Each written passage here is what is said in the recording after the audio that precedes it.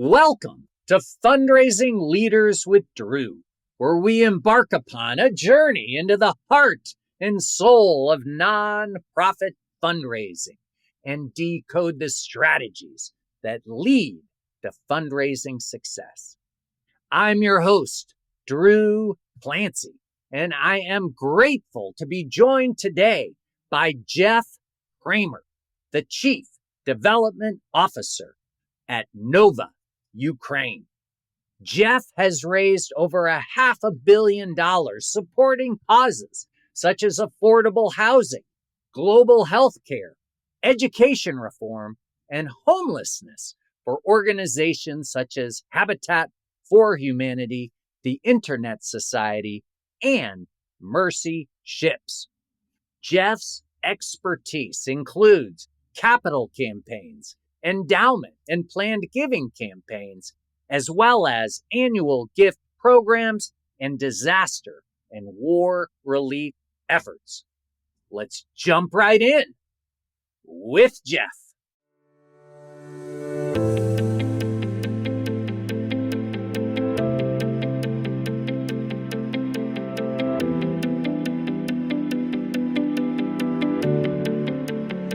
Well, Jeff, thanks so much for joining us today. Really looking forward to our conversation. Let's start off with this question. Your career reflects a clear commitment to service and global engagement. What first sparked your interest in nonprofit leadership and fundraising? Well, it's kind of ethereal. I grew up in Los Angeles, California. I attended a Jewish camp as a child, and we were having a traditional end of the Sabbath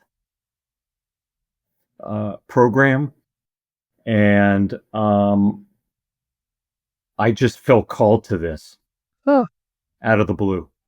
I had this overwhelming sense and feeling that what I was supposed to do with my life was go into nonprofit. I didn't hear a voice. I didn't see anything, but I got this very real and very intense feeling inside that I was supposed to go into nonprofit. Didn't really know about fundraising at that point, but believed that I was supposed to go in and into the service of others. And kind of followed that feeling after that summer and got my first job as a fundraising intern with the Jewish Federation of Los Angeles. And Sure. That was now 43 years ago, and I've been doing it ever since. Wow. Yeah. Now we are gonna talk about the really impactful work you're doing currently at Nova, Ukraine. But before we get into that, as you mentioned, you've been in the fundraising world for 43 years, working for, different organizations, including Habitat for Humanity, the Internet Society, the Jewish Federations of North America, Mercy Ships, and several others. You've raised over $500 million. How did these earlier experiences, how have they impacted what you're doing today at Nova, Ukraine? It's been a learning experience all along the way, and a refinement of how I view what it is we do. And what I've come to learn is it's how I do things. It's how I fundraise. It's how I work with a team of people. And the truth is if you bring, 12 or 15 or any group of fundraising leaders together, you're going to get just a host and variety of different opinions about how you do what you do. And so my experience has been refined and has evolved from working with just some extraordinary people over the course of my career, and people who have become not just, supervisors, leaders, but friends and have kind of, as I like to say, raised me in the industry. But so on the one hand, it has been spending time with people that I have tremendous respect for and admiration for what they accomplished in their careers and how they've kind of guided me along. The other basis, though, is the amount of time is the time that I've spent with donors and donor prospects, and what I have learned from those meetings, of what's been important to them in the industry that I work in, and that's really guided me and helped me evolve in the perspective of how I do what I do. About 20 years ago, I fell into a niche where I just kind of fell into going to organizations that were looking to build full scale, full service fundraising programs. Sure. Didn't choose it. It's a really hard field to be in, to kind of grow something from the ground up. Nova Ukraine is much that case, but it's also been an extraordinarily rewarding experience in that it's helped me in the years prior, have helped me to build programs that are sustainable for the service of others, because ultimately, wherever I go, wherever I've been, of the utmost importance, it's always been about service to others and building opportunities that will allow us to do that for years to come. Yeah, I'm super interested in some of the specific lessons you've learned building, as you said, building the capability. What do you see? I mean, looking back now, are there a couple of consistent themes or strategies that you found have been, impactful? Yes. Yeah. Again, I've learned a great deal on the technical side from colleagues, Sure.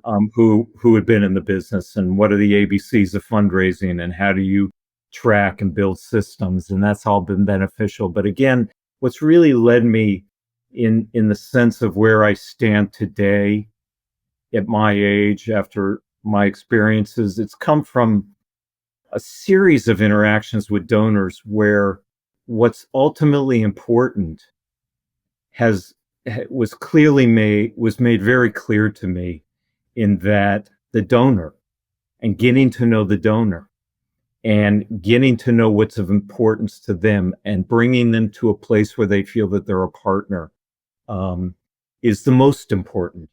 And putting the time in, as I think if I encapsulate all the experiences, the valuable experiences I've had that stand out among all others, it's those that have brought me to a perspective of, simply put, if an ask is hard, then we haven't done the hard work, because the hard work is the relationship building.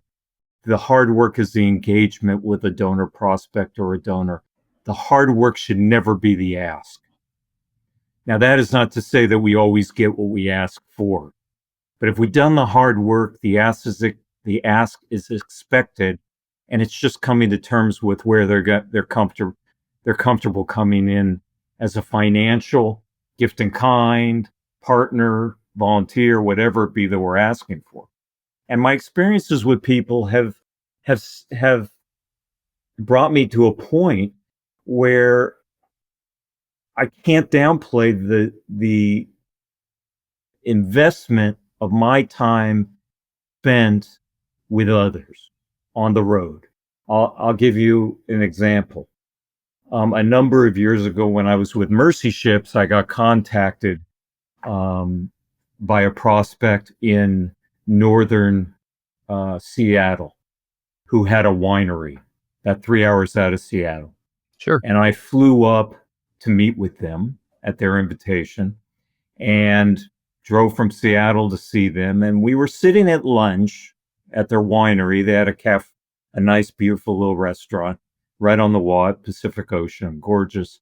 And we're sitting having lunch, and the wife who invited me up and kind of instigated the relationship asked me at one point during the meal, she says, "Do you have any idea how we do our philanthropy?" And I said, "No, I don't.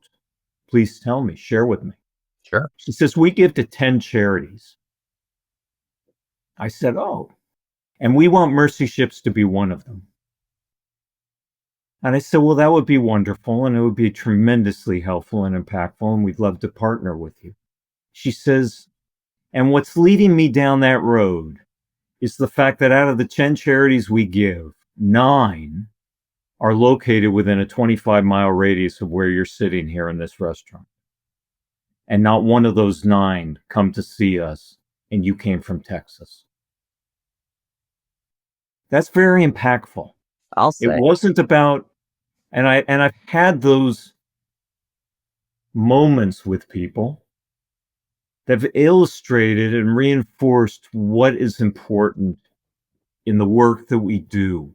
And it's actually brought me to a point today where when I discuss fundraising, I start by saying, I ask whoever it is that I'm speaking to, do you really understand what fundraising is about? And inevitably, they tell me it's about raising money. And I said, it's absolutely not, in my opinion, about raising money.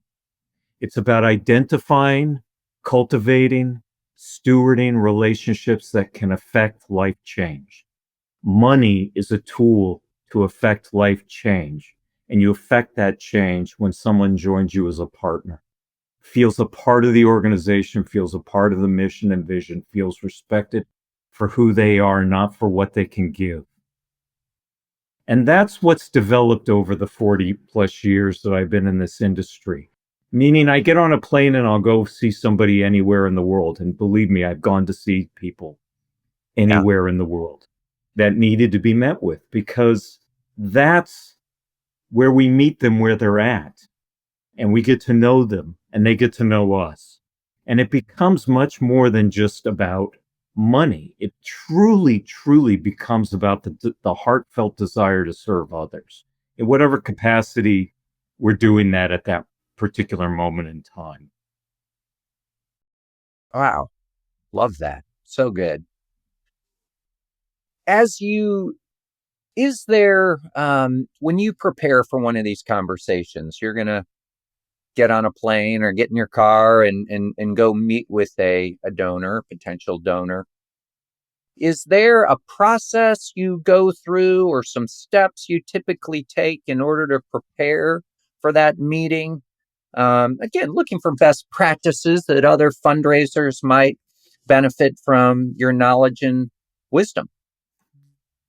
I do research on who I'm going to meet with.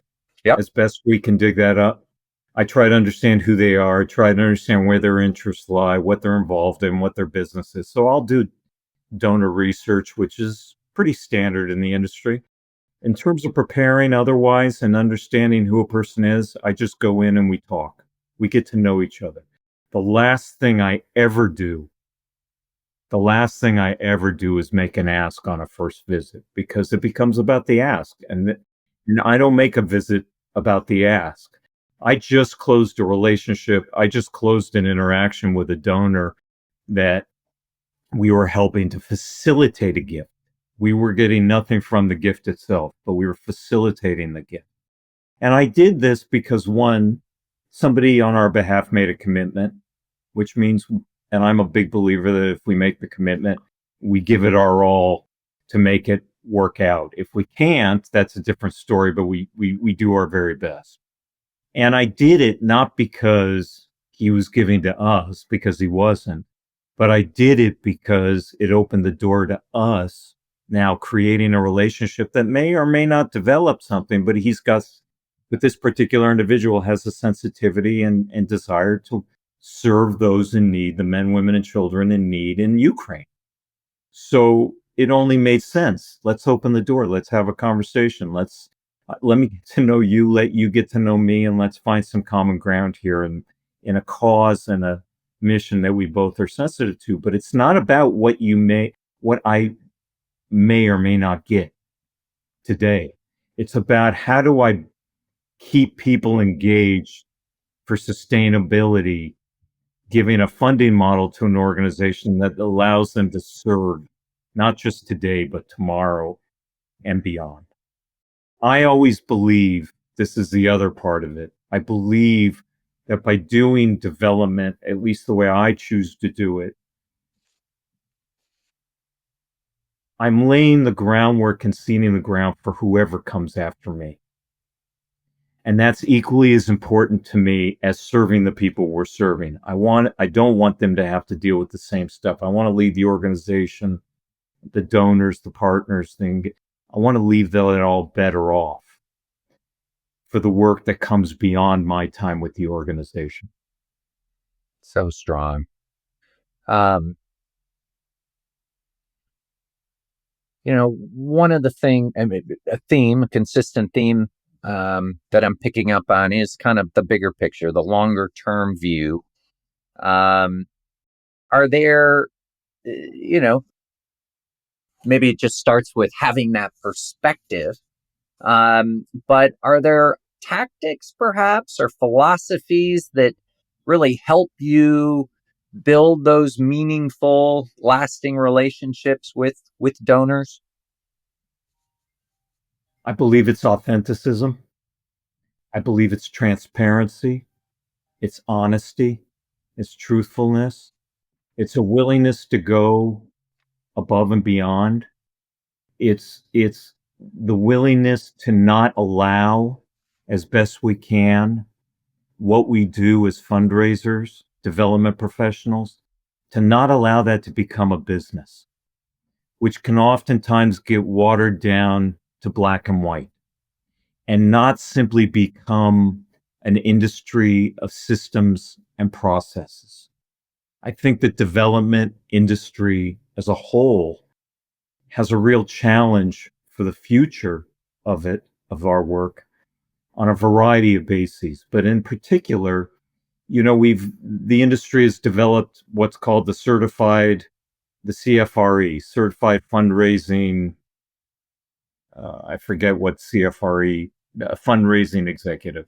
Sure. And that's all good and well. But we can't, but I think in the process of either legitimizing what we do or professionalizing what we do, we're creating an industry that isn't as complicated as we'd like to make it. Because complication seems to carry with it a certain level of respect that simplification doesn't. And I'm going to be very honest when I say what I do is not rocket science. I mean, I'll be honest. I have a master's degree. So what? What I do is not rocket science.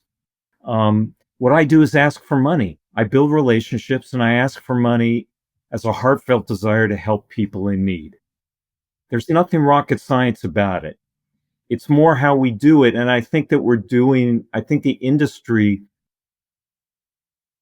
is as valuable as it is, as important and critically important as it is.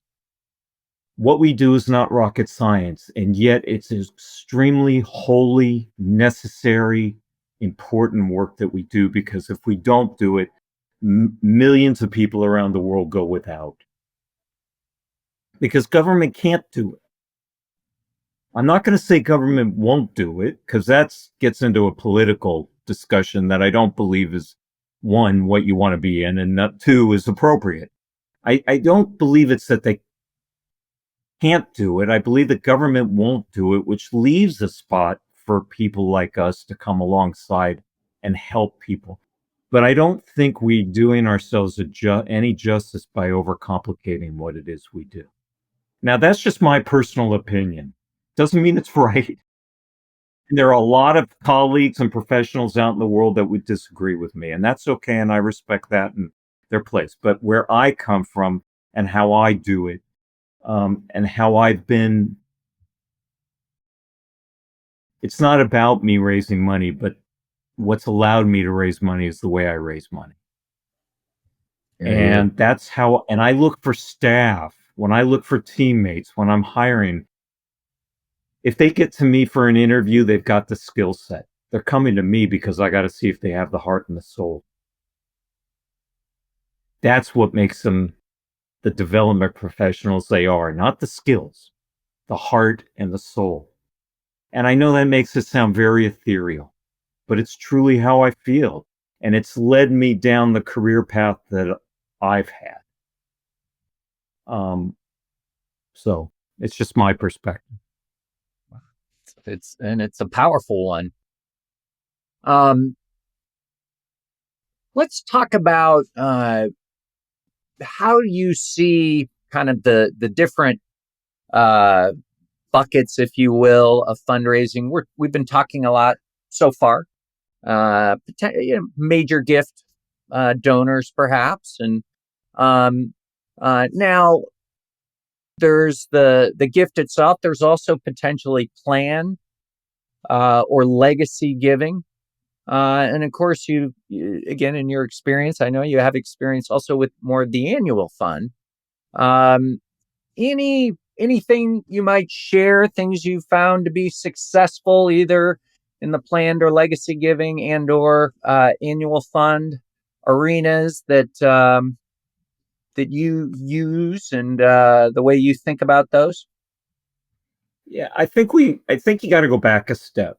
Okay. I think development in many ways has changed over the years. And the biggest change and I'd say the biggest challenge to leading us to a the simple answer to your question is diversity.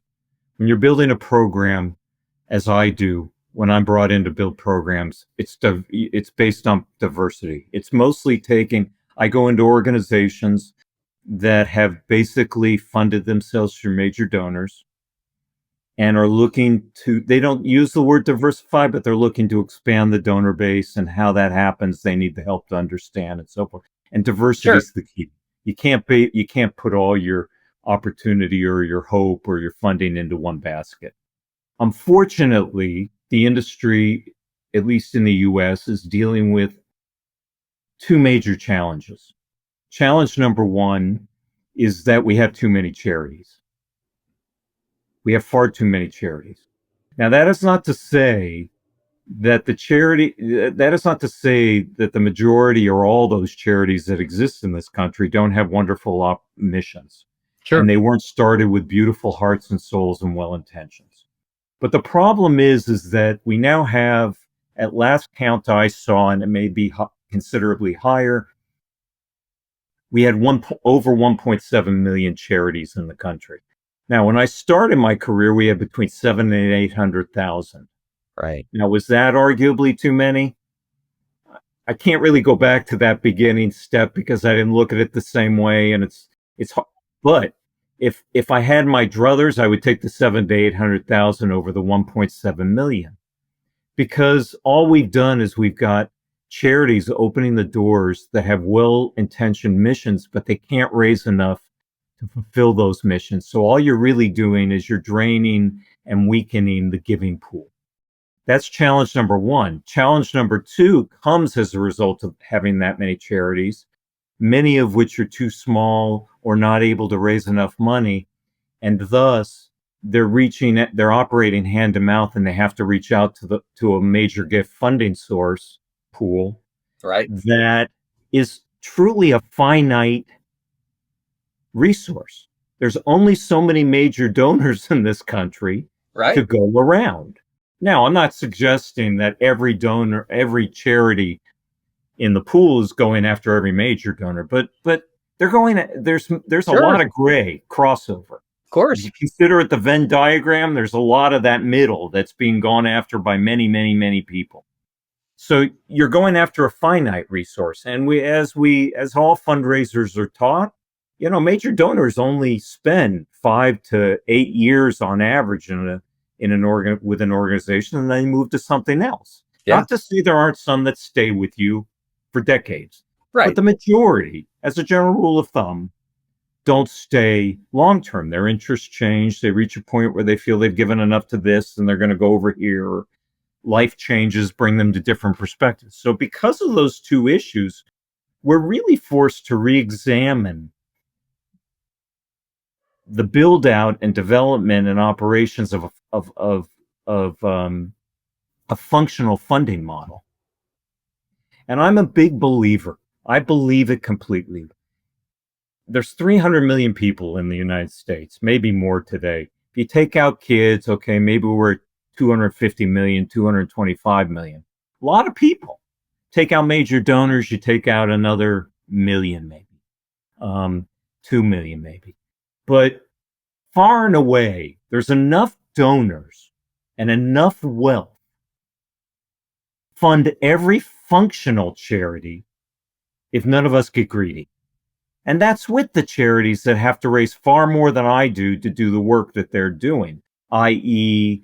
St. Jude's. I mean, It takes billions to do cancer research and treatment. I'm not taking anything away, but do they need more than they need? Do I need more than I need? No, I need X. And if I raise Y, X percentage over what I need, then I'm taking it from somebody else who needs it. And the truth is that I can't fulfill every purpose. Yeah. The other reality to the philanthropic world, which forces the diversity of efforts, is the fact that we live in a very different world than when I was started in my career. There isn't any charity that can be today, or that we could become today, an everything to all people charity, a la, as close as it comes in my mind, is World Vision. Right. World Vision's a different animal. We can't build a World Vision today. Philanthropy doesn't work that way. If you look at charities that try to be everything to all people, the best example is the community chest kind of charities, United Way, Jewish Federations, those types of things. Sure. They're not succeeding because the operating principles of that philanthropy don't work the same way they did that way back when. So diversification is key, and I believe, and I'm involved wherever I go, in trying to delineate between, for lack of a better example, baking a cake of low-end donors building on capacity, or on volume rather. So in other words, my goal would be 500,000 donors giving me $100 a year. That's $50 million base. And then put the icing of major donors on top and start using major donors where we need them. Special projects, disaster funding, emergency care, things that come up out of nowhere, but not keeping the lights on, not paying salaries, and build models to where more charities can succeed than not, because we need them. No one can do everything. But for instance, I live here in Houston. We have, I don't know what the count is anymore, but I spent 3 years with the largest homeless charity in Houston. Now, Houston being arguably in the country the third largest city, we have only 4,500 to 5,000 homeless. Do we need a half a dozen homeless charities in this city? I don't think so. We can meet the needs of our homeless population with far less. We're just pulling dollars and resources and opportunity to fulfill the needs of the homeless we do have, because you've got competing charities. Sure. It's time. So I'm always looking at how do we build the cake out of the low end foundation level of the donor pyramid, maybe up to mid-level, and then let everything above the mid-level serve as the icing on the cake. One, it gives us greater sustainability. Absolutely. When a $100 donor leaves, we can go find another $100 donor if we have a strong case for giving and we can communicate. If a $500,000 donor leaves, not as easy No. to fill that hole. So I believe, in answer to your question, what I've come to learn is that if we're really in it to serve people, then there's a way to build a funding model that does that today, tomorrow, and beyond. If we're really enjoying the sexiness of major gifts, and they do feel great when you get them, I'm not going to lie to you. I've closed a $20 million gift and it was an unreal feeling. But before I got off the plane from LA to Dallas with the check in my pocket, it was spent and I wasn't going to get another $20 million. If we're really in it for the sole purpose of making people's lives better, then there's a different way to do it. And that is to build a funding model that's built with an extraordinarily strong base and builds upward, and not builds upward, doesn't shift people upward. I'm always being told, yeah, you start off with your functional base and you move those people up. No, I don't want to move those people up. I want to keep them where they're at. I want to leave them there, and I want to add to it. Right. You're not doing it if all you're doing is moving them up. You're not building sustainability. You're just giving you more donors that when they leave you, you have a hard time replacing the gift. And I've seen this happen in building models. So I'm a big proponent of building a strong, extraordinarily strong, sustainable foundation base and giving me sustainability in the long term. And I think that that's how you build, that's where my direction is, versus how do I fill the hole at the end of a year of $1.5 million in the revenue budget that didn't come in? I got to start looking at somebody who can write me $1 million check, $1.5 million check. That's pretty tough if you haven't built the right relationship, or if you got your gift this year, but I don't even want to get there. Now that's a challenge if you're operating hand to mouth. I don't negate that. I've been with very small charities. I've been with very large charities. Sure. The numbers relative to what's needed is relative to the organization. The theory behind the build is the same. Tell us about the recipe to make that cake, that the sustainable base. What do you, the ABCs, if you will, how do you do that? What are the key elements? Where do you look to focus first? Who do you look to bring in to potentially help you? Or tell us how you see that. I mean, it's so good. I think that you have to, I'll take for an example, Nova Ukraine, if I can use that as the example. I know you wanted to ask questions about them, but I'll jump into that because I'm there. Or right, Mercy Ships. Mercy Ships is a perfect example. Either or both. But Nova has been in existence for 10 years. They started in 2014. And they were raising for the first 8 years $500,000 a year. Not a lot of money by any means. Became a different organization in 2022 when the full-scale invasion broke out, and people stepped up all over the world, as they do when a disaster occurs in the globe, whether it be natural or man-made. People step up. They fund the disaster, and they went from $500,000 to over $100 million. Now we've spent the last 3 years balancing out from that for a variety of reasons. Nova followed the bell curve on disaster funding, as I've experienced it in several locations, but it was a much shorter bell curve for other reasons that were occurring in the world. It was much short. Yeah, it was shortened tremendously time-wise. Sure. And so we've been balancing out where our new baseline is.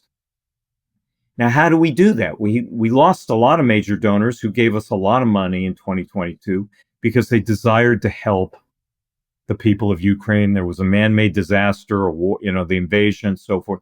They were never intending to stay with us. Right. The problem is the program wasn't built out. So at the moment, how do we find those people? Well, you begin to diversify your fundraising basis. You begin to start to visit donors where donors weren't being visited. Not because they didn't want to. Nova didn't want to, but Nova was still a very young organization that hadn't matured to that point. They were still operating for many years with volunteers, not professionals who had done this. And so immediately I began to visit people around. We began to add I began to add a couple staff that could increase our capacity to meet people, to communicate with people. We began to build out an infrastructure that didn't exist. I hired a direct mail company so that we could move beyond the 200,000 donors that gave to us in 22 and start reaching out to new people, because for 2.5 years, all we did was reach out to the same 200,000 people. And people had stopped giving and weren't giving. And so that list shrunk.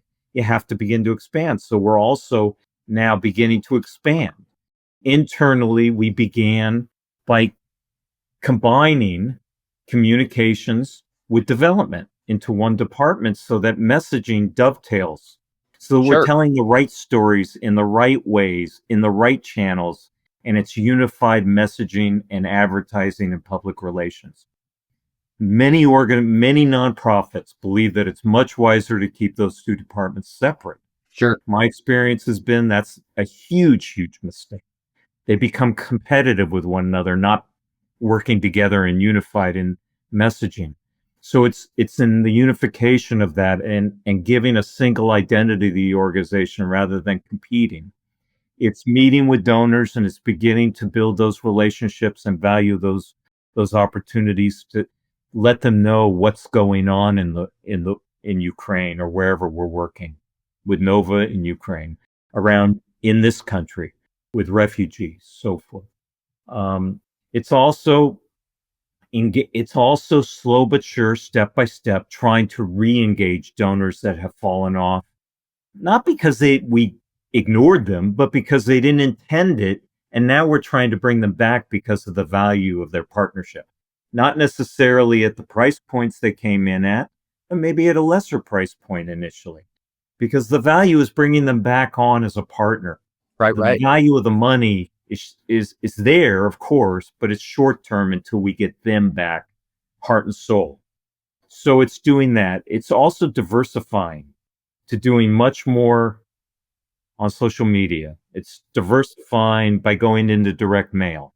It's diversifying strategically about where we go and who we're trying to communicate with.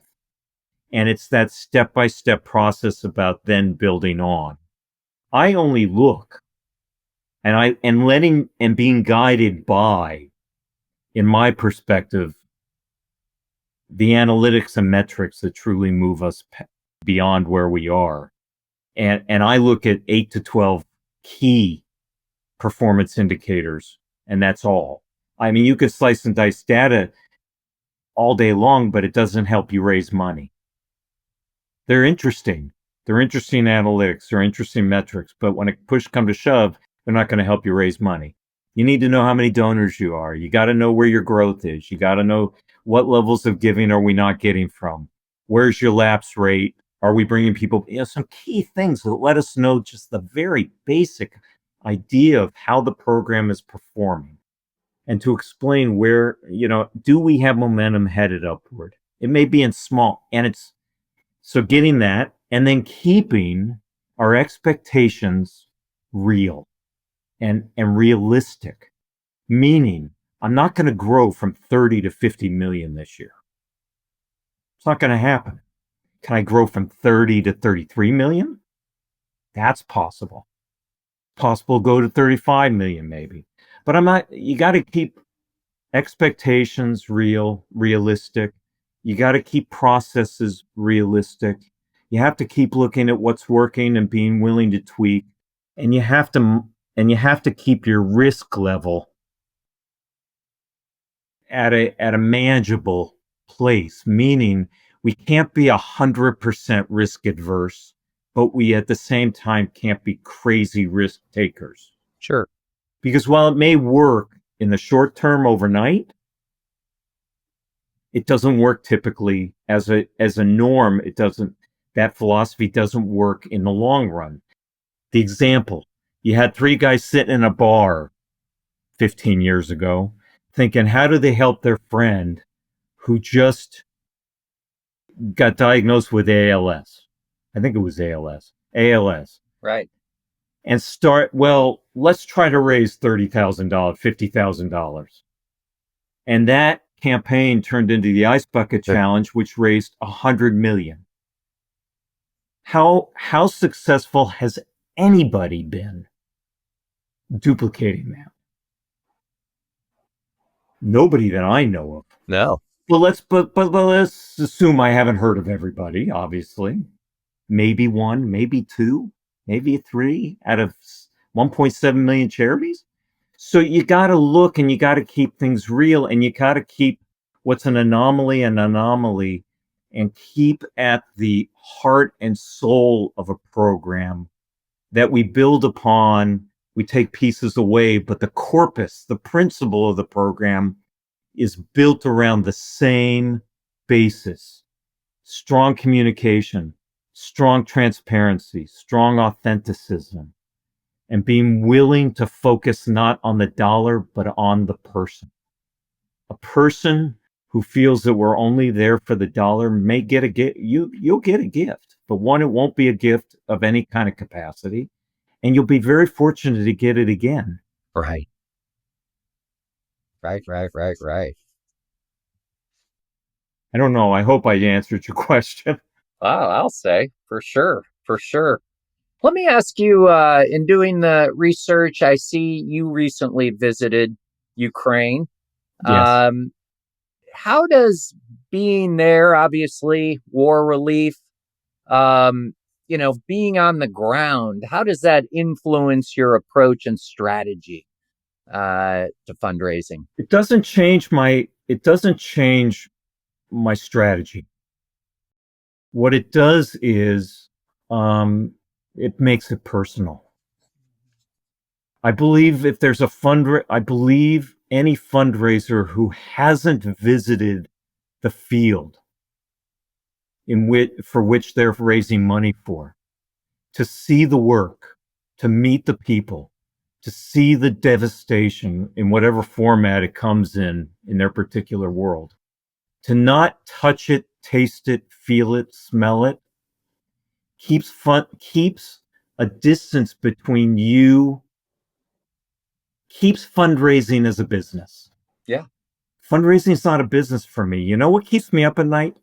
It's interesting. What keeps me up at night is not getting a gift from somebody. What keeps me up at night is knowing there was something else I could do that I didn't do for the people in need. And I only know that, and I only feel it, and I only understand it when it's personal. So going to Ukraine was no different than me at Mercy Ships going to a half a dozen different African nations that I had never been to. Or when I worked for the Internet Society, going to, Eastern Europe and places that didn't have the internet and seeing what life was like, or being reminded what life was like without the internet, but what it meant to have it. Right. We brought it back and what life was like, very real issues. You're on the internet and you're living outside on a mountain. You can't get medical care. You can't get, at the Internet Society, we were involved in a project of bringing the internet capabilities to Nepal, to Mount Everest. Yeah. There weren't any. How did you get a helicopter there outside of a microphone? A walkie-talkie. You couldn't, the things they didn't have because they didn't have the internet. Well, you only know it because you experience it. You sit there. And I believe wholeheartedly that anybody who doesn't, I spent time on the streets in Houston with the homeless because truthfully, what was my experience? I didn't have the experience with the homeless. And you know what? I needed the good experiences and the bad experiences. I needed the homeless man on the corner to ask me, is that all I've got? When I offered him what was in my pocket, it was all that I had at the time, cash-wise. But you want to know what? It was the experience of feeling what I felt when he asked me that. Being appalled, being hurt, it was kind of like I had to experience that to understand him and what I was trying to do to help him. Not give him everything in the world, but in the world I was living in, how do I help him? How is he looking at this? How is he, standing outside of McDonald's and seeing a woman who looked homeless to me, and I offered to buy her breakfast. And she went off on me like I can't even explain to you. Well, it turned out she wasn't homeless. Well, but I needed to understand that. What was my misinterpretation about? How did I have to tweak my thought? So how does it change me? It doesn't change my fundraising strategy, but it gives me a personal connection to the work that I'm doing. When I visited a woman in a small village outside of Mykolaiv in the south uh, southeast region of Ukraine, and the town had been decimated, had just been decimated. And she was living in a house with holes in the roof, no front door. She invited me in. She heard I was coming. And we had helped her with various things as an organization or through our partners. And she invited me into the house, and I went in and I'm looking around and I'm seeing, and we walked back out. She brought out 2 bags of pierogi that she was up all night baking, knowing I was coming into the village that next day. And she didn't have enough to eat on her own. And I didn't, most people, myself included, have the thought, I can't take this food away from her. I mean, I can't. How do I take the food? She doesn't have enough to eat herself. I didn't do that because I didn't want to insult her. And then she said, when you go back to America, will you do one thing for me? And I said, what's that? Of course, if I can do it, I'll be happy to do it. She says, go back home and say thank you. I said, say thank you? She says, yes, go back home and tell everybody thank you. Thank you for your help. Thank you for your support. Thank you for your love. I'm not asking for soldiers. I'm not asking for food. I'm not asking for money. I'm not asking for clothing. I'm not asking for fix the roof on my house or anything. Just go back and say thank you, because what you do is more meaningful than you will ever imagine. Not having that experience keeps me separated from those we're serving. And I truly believe it's us feeling the anguish, the pain, the sorrow, the happiness, the celebration at the small things in life is what brings us together and truly makes the work of development, for me, the life-changing experience it's been for me. And it has changed me as a person. It has changed me as a person. So I believe every fundraiser, every development professional, any level, executive down to the fundraising intern, should be put into the field to experience the people they're serving, to experience the environment they're serving, and understand it not from an outsider's perspective, but from an insider's perspective, who has to live without clean water for a day. I only live without clean water for a day. Who has to go into a bomb shelter 3 times in a night? Who has to take a 14-hour bus ride between cities because you can't fly within the country? And you have to experience that, because it brings home. I mean, why do we do this? I do it because I believed in my heart and soul that I was called to it. And I spent, of the 43 years, 35 in faith-based nonprofit, which was my choice. I felt it's just who I am. But regardless of being a faith-based, I felt called to it. I don't know that there's a fundraiser in this country who wouldn't say, I'm doing this because I want to make the world better. But what does that mean? There was a time I couldn't tell you what it meant. I can tell you what it means today in relation to my life, but that's because of my experiences. I think everybody needs to be able to define, what does it mean make the world better? Because it's not about us making the world better. It's about making the world better and for whom we're making the world better. And they're going to tell us what it means. We're not going to define that for ourselves. Nova Ukraine does for Ukrainians in need what they need, not what Nova Ukraine believes that they need. Okay, I had an example, and I'll stop here. I had an example a few months back. One of my medical team staff came to me and said, Jeff, we've got a real problem going on. I said, what is it? She says, we have pediatric burn victims who are dying of sepsis because the antibiotics to cure the sepsis they can't get them in Ukraine. Forget being cured and healed and recovering from the burns, from the missile attacks, from the fires, from the, what's going on. They were dying from sepsis, which was developing as a result of the burn infections because they didn't have the antibiotics. That was not me telling them that was a need. They were telling me this is a need. Nova Ukraine's fulfilling needs that the people have said they need. Job training for refugees who have been displaced out of the eastern fighting region. We provide job training. We provide housing in cities where they've been evacuated to so that they can build a life there. But you know what they want to do? They want to go home. They want to rebuild the villages. And eventually, if that becomes a reality, that's a need we want to be a part of. We want to help rebuild those villages. Of course. Because that's the need you say you need, right? More than anything else. They don't want to live forever and ever and ever in, Odessa or Kyiv or Lviv or Kharkiv or Mykolaiv. They want to go back to their little village.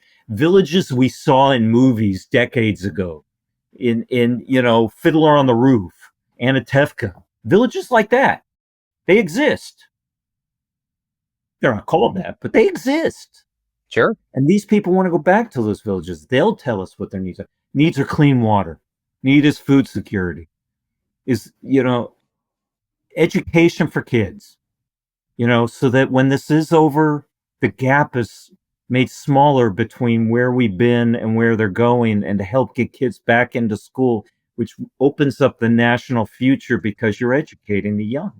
Sure. Nova Ukraine isn't tell anybody the need. We fulfill the need as it's defined to us.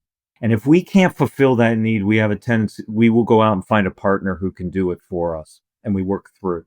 We'll go find the funding and we'll work through it. So I think that the only way to do that, to get back to your point, that was a life-changing experience of going to Ukraine. Now, the really special part of Ukraine, and here I'll really stop and let you pick up, was 2 weeks before I went to Ukraine. I knew my family was from Eastern Europe. My relatives were from Eastern Europe. What I didn't know and came to learn 2 weeks before I got on a plane to go to Ukraine was that my great-grandfather was from Kyiv and my great-grandmother was from Odessa. That trip became a very personal experience for me beyond what I went and expected. Because now I was the first person since my great-grandparents emigrated out to return, see where they were from, and experience where they were from. And that was that. But again, that's that personal connection. Well, what a powerful note to end upon, people. Jeff. Really good, really good. I feel like we could talk for another 2 hours. That we're just getting started, but just I guess in the interest of time, we'll bring this to a close. But thank you so much for sharing your the wisdom and experience from your 43 years as a fundraiser. Thanks again. Well, I thank you for the opportunity. I thank you for the chance to share. I thank all my colleagues around the country for all that they're doing, because there's a lot of good work going on. And again, I just reiterate, because I think that this is important. The last thing I ever want anybody to think as they may listen to this podcast, I'm not saying the way it is. I'm saying the way I experience it, which means it's not wrong for anybody else's experience. It's just the way I've experienced this in my life. And much to the dismay of my family, this is my life. There's really no separation. Which is good, it has its good parts, has its bad parts. But I'm not trying to tell anybody else how they should experience their careers. And I hope I haven't. And it's just kind of my reality. Thank you. Awesome. Thank you, Jeff.